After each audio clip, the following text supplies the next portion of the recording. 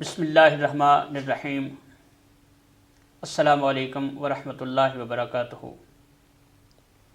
سفر حق YouTube channel کے ناظرین اور سامعین کو آج پھر خوش آمدید کہتے ہیں۔ معزز سامعین، سفر حق یوٹیوب چینل حق کے راستے میں چلنے والوں کے حالات زندگی آپ تک پیش کرتا ہے، اور آج ہمارے اس بزم میں جو شخصیت شامل گفتگو ہیں وہ صرف مرد لسان ہی نہیں، مرد میدان بھی ہیں، خطیب پاکستان بھی ہیں اور دبنگ آواز کے مالک اور دبنگ انداز کے مالک۔ میں آج کی آپ کی شخصیت کا تعارف آپ سے کرواتا ہوں۔ میرے آج کے مہمان ہیں حضرت علامہ صاحبزادہ فداء المصطفیٰ نقشبندی صاحب۔ حضور، ہم آپ کو آج کی اس بزم میں خوش آمدید کہتے ہیں، شکریہ، اور سفر حق یوٹیوب چینل کی انتظامیہ کی طرف سے خوش آمدید کہتے ہیں۔ گفتگو کا آغاز میں آپ کی ذاتی زندگی سے کروں گا کہ آپ کا فیملی بیک گراؤنڈ کیا ہے، اور یہ مذہبی رجحان آپ کو ورثے میں ملا یا آپ کی یہ انفرادیت ہے؟ نحمدہ ونصلی ونسلم علی رسولہ الکریم، اما بعد۔ حضور، سب سے پہلے تو میں شکریہ ادا کرتا ہوں آپ کا اور آپ کے اس چینل کا، سفر حق کا، کہ جنہوں نے مجھے یہاں پر مدعو کیا اور کچھ دین کی باتیں کرنے کے لیے، کچھ سننے سنانے کے لیے مجھے موقع ملا ہے۔ میں بہت شکر گزار ہوں، اور اللہ تعالیٰ سے دعا ہے کہ اللہ تعالیٰ آپ کے اس چینل کو دن دگنی اور رات چگنی ترقی عطا فرمائے۔ آمین۔ حضور، سب سے پہلے بات یہ ہے کہ جب میں پیدا ہوا تو الحمدللہ میں نے اس گھرانے میں آنکھ کھولی کہ جو ایک مذہبی گھرانہ ہے۔ ماشاءاللہ۔ میرے قبلہ والد ماجد رحمۃ اللہ تعالیٰ علیہ ایک بہت بڑے عالم دین تھے۔ ماشاءاللہ۔ مسجد میں وہ خطابت کرتے تھے، ماشاءاللہ۔ اور اپنا باقاعدہ انہوں نے ادارہ بنایا ہوا تھا ماشاءاللہ۔ جس میں بہت زیادہ حفاظ جو تھے وہ دین کی تعلیم حاصل کر رہے تھے۔ اور جب میں ہوش سنبھالی میں نے، اور میرے قبلہ والد ماجد رحمۃ اللہ تعالی علیہ مجھے اپنے ساتھ انہوں نے رکھا، قرآن پاک کی تعلیم جو تھی وہ میں نے اپنی قبلہ دادی جان رحمۃ اللہ تعالی علیہ ان سے حاصل کی، ان سے قرآن پاک میں نے پڑھا، اور حفظ جو تھا وہ میں نے اپنے قبلہ والد ماجد رحمۃ اللہ تعالی علیہ ان سے کیا۔ اور پھر ہم جب پہلے ہم گجرانوالہ کے علاقہ میں رہتے تھے، وہاں سے پھر ہم بڑا مانا والا جو ہے وہاں پر شفٹ ہو گئے، تو وہاں سے پھر فیصل آباد میں جب میں آیا تو یہاں پر سب سے پہلے جامعہ قادریہ رضویہ، ماشاءاللہ۔ وہاں پر میں نے کتابیں جو تھیں وہ شروع کی۔ اسکول کی باقاعدہ تعلیم جو تھی وہ میں نے مانا والا میں ہی حاصل کی، اور میٹرک تک وہاں پر تعلیم حاصل کرنے کے بعد ادھر فیصل آباد میں آ گیا۔ یہاں پر آ کر میں نے سب سے پہلے جامعہ قادریہ میں کتابیں جو تھیں وہ شروع کی، پھر جامعہ قادریہ سے جامعہ امینیہ میں چلا گیا۔ ماشاءاللہ۔ جامعہ امینیہ شیخ کالونی میں حضرت علامہ مولانا سید احمد اسد صاحب زیدہ شرف ہو، وہاں پر جا کر میں نے تعلیم حاصل کی۔ اور پھر دورہ حدیث کی جب باری آئی تو وہ میں نے جامعہ رضویہ حضور سید و مرشدی حضرت شیخ الحدیث مولانا غلام نبی صاحب رحمۃ اللہ تعالی علیہ ان کے پاس سے میں نے دورہ حدیث جو تھا وہ مکمل کیا۔ ہمارا ایگزام جو تھا وہ شارح بخاری حضرت علامہ مولانا غلام رسول رحمۃ اللہ تعالی علیہ شیخ الحدیث انہوں نے لیا، اور بحمدہ تعالیٰ اس وقت سے لے کر اب تک جو ہے وہ دین کی خدمت کر رہے ہیں۔ ماشاء اللہ۔ فیملی بیک گراؤنڈ جو ہے وہ حضور اس طرح ہے کہ ہم الحمدللہ 4 بھائی ہیں، اور چاروں ہی بحمدہ تعالیٰ عالم دین ہیں، ماشاء اللہ۔ اور چاروں نے ہی اپنے قبلہ والد ماجد رحمۃ اللہ تعالی علیہ سے دین جو ہے وہ ہم نے حاصل کیا، ماشاء اللہ۔ اور عربی میرے قبلہ والد ماجد رحمۃ اللہ تعالی علیہ ہر بات پر ہمارے ساتھ عربی میں گفتگو کیا کرتے تھے۔ سبحان اللہ۔ وہ جناب عربی میں انہوں نے گفتگو کرنی، اور آج ان کی یادیں جو ہیں وہ بہت زیادہ آتی ہیں۔ اللہ تعالیٰ ان کی قبر مبارک پر اپنی کروڑوں رحمت نازل فرمائے۔ آمین۔ سامعین، آپ نے قبلہ فداء المصطفیٰ نقشبندی صاحب کی تعلیم اور ان کے ابتدائی حالات زندگی کے حوالے سے گفتگو سنی۔ حضرت، یہ تو ہوگی آپ کی تعلیم و تربیت، یہ یوٹرن آپ کا جو صوفیانہ رنگ ہے، جی جی، یہ آپ میں کیسے؟ حضور یہ بھی ایک بہت بڑا ایک واقعہ ہے کہ ہمارے ایک بہت ہی پیارے اور بڑی عظیم شخصیت کے مالک جناب مولانا غلام مرزا حیات رحمۃ اللہ تعالی علیہ، وہ میرے کلاس فیلو بھی تھے، اور میرے برادر اکبر حضرت علامہ مولانا پروفیسر محمد رضا المصطفیٰ صاحب زیدہ مجدہ ان کے شاگرد رشید بھی تھے۔ ماشاء اللہ۔ ان کا انتقال ہو گیا۔ جب ان کا انتقال ہوا تو ان کے انتقال پر ہم سب جو تھے نا وہ جمع تھے۔ جب وہاں جمع ہوئے تو جنازے کا ٹائم آیا نا، تو ہم نے دیکھا کہ علاقے کے لوگ بہت کم ہیں وہاں، لیکن وہاں پر ان کے پیر بھائی جو ہیں نا وہ کثیر تعداد میں موجود ہیں، اللہ اللہ۔ اور ان کے اپنے پیر و مرشد جو ہے نا، انہوں نے ان کا جنازہ جو ہے اس کو کندھا دیتے ہوئے لے کر آئے۔ اللہ۔ جنازہ بذات خود انہوں نے پڑھایا، اور لحد میں بھی انہوں نے بذات خود اتارا۔ ماشاء اللہ، ماشاء تو اس وقت مجھے وہ یاد آ گیا۔ میں نے کہا کہ ہم بچپن سے سنتے تھے کہ وہ پنجابی کا ایک شعر ہے نا کہ لاش میری نو نہ دفنانا نہ کفنانا جد تک پیر نہ آوے، اللہ۔ واہ واہ واہ آپ پڑے تکبیراں میریاں چک بکی دفناوے۔ واہ واہ۔ جب میں نے یہ منظر دیکھا نا تو میں نے کہا کہ واہ سبحان اللہ، کہ اس سلسلے کے اندر اپنے مرید کے ساتھ پیر جو ہے وہ اتنی وفا کرتا ہے، واہ واہ واہ۔ تو پھر کیوں نہ ہم اسی سلسلے جو ہے اس کو اپنایا جائے۔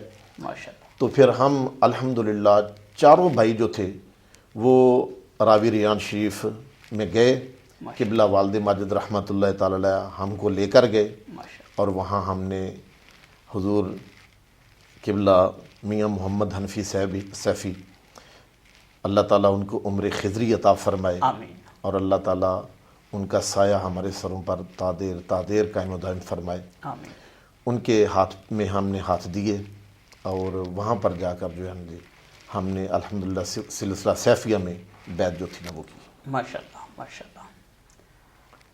سامعین، آپ کی گوش گزار کرتا چلوں کہ میرے ساتھ آج جو شخصیت شریک گفتگو ہیں، ان کا صوفیانہ رنگ صرف صوفیانہ رنگ اپنی ذات کی حد تک نہیں، بلکہ الحمدللہ بحمد اللہ تعالی آپ سلسلہ عالیہ سیفیہ نقشبندیہ مجددیہ سے باقاعدہ صاحب خلافت اور صاحب اجازت ہیں، اور میں یقیناً گفتگو کرتے ہوئے انتہائی محتاط رہوں گا کہ آپ کے شایان شان ہی الفاظ کا استعمال کیا جائے۔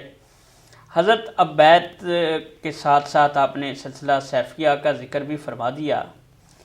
یہ سلسلہ سیفیہ میں جو وجد کی حقیقت ہے، اس کو آپ کیسے ڈیفائن کریں گے؟ کیونکہ ہماری عوام کو یہ چیز جو ہے نا ابھی ان کی سمجھ میں آ نہیں پا رہی۔ بہت سارے علماء بھی، بہت سارے آپ کہنے کے عوام الناس کے لوگ بھی، ان کے لیے نا یہ چیز بڑی عجیب ہے۔ آپ ذرا آسان الفاظ میں لوگوں کی آسانی کے لیے اس وجد کو آپ کیسے ڈیفائن کریں گے؟ حضور وجد جو ہے نا، اصل میں یہ ہے کہ جب کسی پر ایسی کیفیت طاری ہو جاتی ہے کہ اس کا پیر و مرشد جو ہے اس پر جب وہ نظر کرتا ہے تو اس کی نظر کا اگر اثر ہے تو اس پر ایسی کیفیت طاری ہو جاتی ہے کہ وہ بے خود ہو جاتا ہے، اور اس کی مثالیں ہمیں بے شمار ملتی ہیں۔ حضور سیدنا غوث پاک رضی اللہ تعالی عنہ آپ کی بارگاہ اقدس میں جب آپ قرآن پاک کی تفسیر کا درس دیا کرتے تھے تو اس وقت حضرت شیخ جمال الدین اور علامہ جوزی رحمۃ اللہ تعالی علیہ ماشاءاللہ وہ جناب تشریف لے کر آئے، تو وہ کہنے لگے کہ آج میں حضور غوث پاک رضی اللہ تعالی عنہ کی بارگاہ میں جاؤں گا اور جا کر میں دیکھوں گا کہ آپ کیسے قرآن پاک کی تفسیر جو ہے نا وہ بیان کرتے ہیں۔ ماشاءاللہ۔ جب وہ وہاں پر آئے تو حضرت غوث پاک رضی اللہ تعالیٰ عنہ آپ قرآن پاک کی تفسیر بیان فرما رہے تھے، تو قاری نے ایک آیت پڑھی، حضرت غوث پاک رضی اللہ تعالیٰ عنہ آپ نے اس کی ایک تفسیر بیان کی، تو جب تفسیر بیان کی تو جوزی جو تھے نا، محدث ابن جوزی، ان سے ان کے ساتھی نے پوچھا کہ بتائیے کیا یہ تفسیر جو حضرت غوث پاک نے بیان کیا کہ آپ کو آتی ہے؟ وہ کہنے لگا ہاں مجھے اس کا پتہ ہے۔ حضرت غوث پاک رضی اللہ تعالیٰ عنہ آپ نے دوسری اس کی تفسیر بیان کی، جب دوسری تفسیر بیان کی تو اس نے پوچھا ہاں یہ بھی آتی ہے؟ کہنے لگا ہاں یہ بھی آتی ہے۔ آپ نے اس کی تیسری توجیہ جو تھی نا وہ بیان کی، پھر چوتھی، پانچویں، چھٹی، ساتویں، آٹھویں، نویں، دسویں، جب 10 بیان کر دی نا تو حضرت غوث پاک رضی اللہ تعالیٰ عنہ آپ کی وہ 10 توجیحات جو تھی نا ان کو امام جوزی جو تھا نا وہ کہنے لگا کہ ان 10 کی 10 کا مجھے جو تھا وہ علم تھا۔ اب حضرت غوث پاک رضی اللہ تعالیٰ عنہ آپ نے 11ویں تفسیر جو تھی نا وہ بیان کرنی شروع کی، تو امام جوزی کہنے لگا اس کا مجھے نہیں پتہ۔ 12ویں تفسیر بیان کی، وہ کہنے لگا مجھے نہیں پتہ، حتیٰ کہ حضرت غوث پاک رضی اللہ تعالیٰ عنہ نے 40 تفسیریں جو تھی نا وہ اس آیت کی بیان کی، اور پھر آپ نے فرمایا میں چاہوں تو 1000 تفسیریں جو ہیں اس آیا مبارکہ کی کر سکتا ہوں۔ سبحان اللہ، سبحان اللہ۔ جب اتنا آپ نے فرمایا تو آپ نے فرمایا لیکن اب ہم کال سے حال کی طرف آتے ہیں۔ اللہ۔ جب اتنا فرمایا تو حضرت غوث پاک رضی اللہ تعالیٰ عنہ آپ نے ایک نظر جو تھی نا وہ اس مجمع کی طرف کی، تو وہ ایسی نظر تھی کہ حضرت غوث پاک رضی اللہ تعالیٰ عنہ کی نظر کا یہ کمال ہوا کہ جتنا مجمع تھا وہ سارے کا سارا اپنے کپڑے پھاڑ کر وہ انہوں نے جناب اب ان پر کیفیت طاری ہو گئی، وہ وجدانی کیفیت میں جو تھے نا وہ آ گئے، اور اس میں حضرت امام جوزی جو تھے وہ بھی شامل تھے، اور امام جوزی جو تھے نا ان کی بھی جناب وہی کیفیت طاری ہو گئی۔ تو یہ نظر کا کمال ہوتا ہے کہ جب کامل مرشد کی نظر ہوتی ہے نا تو اس وقت یہ سارا منظر جو ہے نا یہ سامنے آ جاتا ہے۔ باقی اس کے بارے میں حقیقت ہے کہ لوگوں کو جو ہے وہ کوئی پتہ نہیں ہے، لوگ جو ہے اس کو مذاق سمجھتے ہیں۔ حضور نبی کریم صلی اللہ علیہ وسلم آپ جب ہجرت آپ نے فرمائی تو ہجرت فرمانے کے بعد رحمت للعالمین آپ کے ساتھ سیدنا ابو بکر صدیق رضی اللہ تعالیٰ عنہ تھے، تو وہ غار ثور کے اندر جو سرکار نے حضرت ابو بکر صدیق رضی اللہ تعالیٰ عنہ پر 3 دن اور 3 راتیں جو نظر کی تھی نا اللہ، اس کا یہ کمال تھا کہ حضرت مولا علی مرزا رضی اللہ تعالیٰ عنہ فرماتے ہیں کہ ایک مرتبہ مدینہ منورہ کے اندر حضور حضرت ابو بکر صدیق رضی اللہ تعالیٰ عنہ تشریف فرما تھے، کھڑے ہوئے تھے، آپ کا چہرہ دوسری طرف تھا، تو میں پیچھے سے گیا تو مجھے نہیں پتہ چل رہا تھا کہ یہ سرکار کھڑے ہوئے ہیں یا حضرت ابو بکر صدیق کھڑے ہوئے ہیں۔ سبحان اللہ، سبحان اللہ، یعنی یہ نظر کا کمال ہوتا ہے۔ سبحان اللہ، کیا بات ہے۔ سامعین محترم، آپ نے جانا کہ وجد یہ نظر کا کمال ہے، اگر نظر با کمال ہے تو پھر آپ کا وجد بھی با کمال ہوگا اور لازوال ہوگا۔ اگر نظر ہی با کمال نہ ہو تو پھر نہ وجد سمجھ میں آ سکتا ہے، نہ وجد بیان میں آ سکتا ہے۔ آپ نے یہاں تک جانا آپ کی علمی حیثیت اور آپ کی روحانی حیثیت علامہ فداء المصطفیٰ نقشبندی صاحب کی۔ میں نے شروع میں عرض کیا کہ یہ صرف مرد لسان ہی نہیں، مرد میدان بھی ہیں۔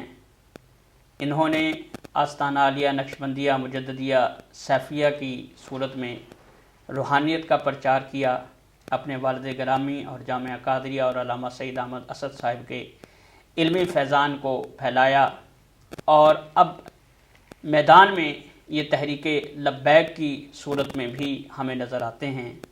حضور، یہ تحریک لبیک کے ساتھ آپ کی جو اٹیچمنٹ ہوئی یہ کیسے ہوئی؟ کیونکہ پیر تو بیٹھے ہوتے ہیں خانقاہوں میں، تو یہ نکل کر خانقاہوں سے ادا کر رسم شبیری، یہ رسم شبیری ادا کرنے کا خیال آج کے دور میں کیسے آ گیا؟ حضور، اصل میں بات یہ ہے کہ یہ تحریک لبیک جو ہے نا، یہ کوئی ایسی تحریک نہیں ہے کہ جس سے پیچھے ہٹا جائے۔ اللہ اللہ۔ کیوں کہ یہ نبی کریم صلی اللہ علیہ وآلہ وسلم کی ناموس کی حفاظت کے لیے یہ تحریک جو ہے یہ اٹھی ہے، اور بچپن سے لے کر اتنی عمر ہو گئی تھی، اور ہم نے دیکھا کہ ختم نبوت کا پلیٹ فارم جو ہے نا وہ چنیوٹ کے جناب لوگوں کے پاس تھا، جی جی، اور وہی اس کے بارے میں کانفرنسیں کیا کرتے تھے، لیکن یہ سارا کریڈٹ جاتا ہے حضرت علامہ مولانا خادم حسین رضوی رحمۃ اللہ تعالی علیہ آپ کو، کہ انہوں نے یہ ختم نبوت کا پلیٹ فارم جو تھا یہ اپنے ہاتھ میں لیا، اور الحمدللہ وہ بندہ تو مسلمان ہی نہیں ہو سکتا کہ جس کا ایمان جو ہے وہ ختم نبوت پر نہیں ہے۔ اور بحمدہ تعالیٰ یہ تحریک لبیک کا اصل مقصد جو ہے نا وہ یہی ہے کہ ختم نبوت جو ہے نا حضور علیہ الصلوۃ والسلام کی خاتم النبیین جو اللہ تعالیٰ جل شانہ نے آپ کو بنا کر بھیجا ہے، اور اس کی جو ہے اس کا پرچار کیا جائے اور اس کے بارے میں لوگوں کو بتایا جائے۔ اور حقیقت حال جو ہے وہ یہ ہے کہ ہماری ینگ جنریشن کو اگر پتہ چلا ہے تو وہ حضرت علامہ مولانا خادم حسین رضوی رحمۃ اللہ تعالیٰ علیہ کے بیانات سے ہی پتہ چلا ہے کوئی شک نہیں کہ بھئی ختم نبوت بھی کوئی چیز ہوتی ہے، ورنہ یہ مرزائیت جو ہے نا یہ تو چھا رہی تھی اور ان کے بارے میں لوگوں کو پتہ ہی نہیں تھا، اور یہ تو ان کا آج بھی منشور یہی ہے کہ جناب ہم نوکری بھی دیں گے، ہم چھوکری بھی دیں گے، ہم باہر کا سب کچھ بھی دیں گے، ہماری طرف صرف ایک سائن کر دو۔ وہ ایک مرتبہ ایک لڑکا جو تھا نا اس سے جناب ملاقات ہوئی تو وہ کہنے لگا جی کہ سائن کرنے سے کیا ہوتا ہے؟ تو دوسرا کہنے لگا ارے خدا کے بندے، تو کہتا ہے سائن کرنے سے کیا ہوتا ہے کہ جب بندہ سائن کرتا ہے نا ان کے فارم پر تو ایمان اسی وقت انسان سے نکل جاتا ہے، ایمان جو ہے وہ ختم ہو جاتا ہے، اب وہ چاہے جتنا مرضی کلمہ پڑھتا رہے۔ اور جس آدمی کا ختم نبوت پر ایمان نہیں ہے اور وہ آدمی جو ہے وہ مسلمان نہیں ہو سکتا۔ حضرت سیدنا ابو بکر صدیق رضی اللہ تعالیٰ عنہ، آپ نے نبی پاک صلی اللہ علیہ وسلم آپ کی زہرہ حیات طیبہ کے بعد سب سے پہلا کام جو تھا نا وہ یہی کیا کہ جنگ یمامہ کے لیے آپ نے لشکر تیار کر کے فرمایا جاؤ جا کر اس مسلمہ کذاب کا کلا کما کر کے آؤ۔ کیوں کہ نبی پاک علیہ الصلوۃ والسلام آپ کی ختم نبوت پر جو آدمی انگلی اٹھائے گا، حضرت سیدنا ابو بکر صدیق رضی اللہ تعالیٰ عنہ آپ نے فرمایا کہ اس کو ہم کاٹ کے رکھ دیں گے۔ اور وہی پیغام جو تھا نا وہ علامہ خادم حسین رضوی رحمۃ اللہ تعالیٰ نے دیا، اور اس لیے ہماری ساری محبتیں ان کے ساتھ ہیں، اس جماعت کے ساتھ ہیں، اور سرکار کی ناموس کے لیے ہماری جناب جان بھی حاضر ہے، ہمارا مال بھی حاضر ہے، ہماری اولاد بھی حاضر ہے۔ ماشاءاللہ۔ حضور جی، اب آپ تحریک لبیک کا مستقبل کیسے دیکھتے ہیں؟ وہ قلعدم قرار دینا، علامہ سعد رضوی صاحب کو ابھی تک رہا نہ کرنا، اور حضور مستقبل تو انشاءاللہ العزیز اللہ تعالیٰ کرم فرمائے کہ جو بھی حق کی راہ پر چلتا ہے اس پر پریشانیاں تو آتی ہیں اور تنگیاں آتی ہیں، مصیبتیں آتی ہیں۔ حضرت امام علی مقام امام حسین رضی اللہ تعالیٰ عنہ، آپ نے جب حکومت کے ساتھ ٹکر لی تھی، آپ نے کس لیے لی تھی؟ صرف نانا جان کے دین کے لیے لی تھی نا، تو آپ پر کیا مشکلیں نہیں آئی تھیں؟ آپ نے اپنے بچوں کی قربانی دی، اپنے عزیز و اقربا کی قربانیاں دیں، اور اتنی قربانیاں دے کر آج پھر دیکھیے کہ قتل حسین اصل میں مرگ یزید ہے، اسلام زندہ ہوتا ہے ہر کربلا کے بعد۔ حضرت یہ اب ذرا اپنے اندرونی جو خلفشار ہیں ان کی طرف آپ کی توجہ دلاؤں گا۔